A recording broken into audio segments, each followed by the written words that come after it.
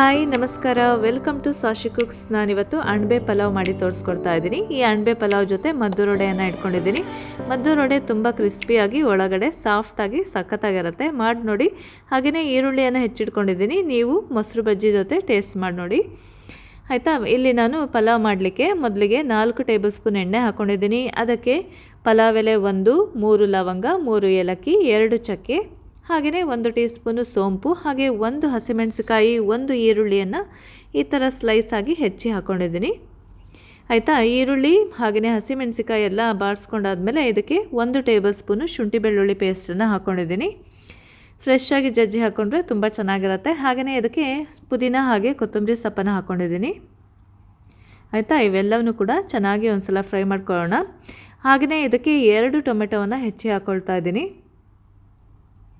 ಹಾಗೆ ಇದಕ್ಕೆ 1/4 tea spoon ಅರಿಶಿನ ಪುಡಿಯನ್ನು ಹಾಕ್ಕೊಂಡಿದ್ದೀನಿ. ಹಾಗೆಯೇ 1.5 ಟೇಬಲ್ ಸ್ಪೂನು ಖಾರದ ಪುಡಿಯನ್ನು ಹಾಕ್ಕೊಂಡಿದ್ದೀನಿ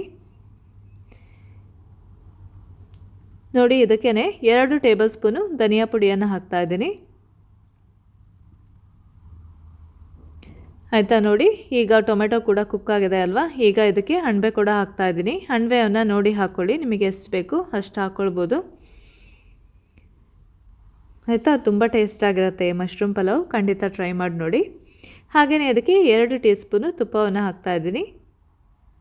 ತುಪ್ಪ ಕೂಡ ಸಖತ್ ಟೇಸ್ಟ್ ಕೊಡುತ್ತೆ, ಹಾಕಿ ನೋಡಿ. ಹಾಗೆಯೇ ನಾನಿಲ್ಲಿ ಇದೇ ಗ್ಲಾಸ್ನಲ್ಲೇ ನಾನು 2 ಲೋಟ ಅಕ್ಕಿಯನ್ನು ತೊಗೊಂಡಿದ್ದೀನಿ. ಅದಕ್ಕೆ 4 ಲೋಟ ಕುದಿಯೋ ನೀರನ್ನು ಹಾಕ್ಕೊಂಡಿದ್ದೀನಿ. ಕುದಿಯೋ ನೀರನ್ನು ಯೂಸ್ ಮಾಡಿ, ಪಲಾವು ಬೇಗನೆ ಆಗುತ್ತೆ. ಇದನ್ನು ಬಿಸಿ ಬಿಸಿಯಾಗಿ ಮೊಸರು ಬಜ್ಜಿ ಜೊತೆ ಹಾಕಿ ಸರ್ವ್ ಮಾಡಿ. ಹಾಗೆಯೇ ಇದಕ್ಕೆ ಉಪ್ಪು ಖಾರ ಹುಳಿನೆಲ್ಲ ನೋಡಿ, ಇದಕ್ಕೆ ಸ್ವಲ್ಪ ನಿಂಬೆ ಹುಳಿಯನ್ನು ಕೂಡ ಹಾಕ್ತಾಯಿದ್ದೀನಿ ಆಯಿತಾ. ನೀರು ಕುದಿಯೋ ಟೈಮ್ನಲ್ಲಿ ಈಗ ಅಕ್ಕಿಯನ್ನು ಆ್ಯಡ್ ಮಾಡ್ಕೊಳ್ತಾ ಇದ್ದೀನಿ. ಅಕ್ಕಿಯನ್ನು ಒಂದು 20 ನಿಮಿಷ ಆದರೂ ನೆನೆಯಲಿಕ್ಕೆ ಇಟ್ಟಿರಬೇಕಾಗತ್ತೆ ನೋಡಿ. ಹಾಕಿದ ತಕ್ಷಣ ಅಕ್ಕಿಯನ್ನು ಇಮ್ಮಿಡಿಯೇಟಾಗಿ ಕ್ಲೋಸ್ ಮಾಡೋದು ಬೇಡ.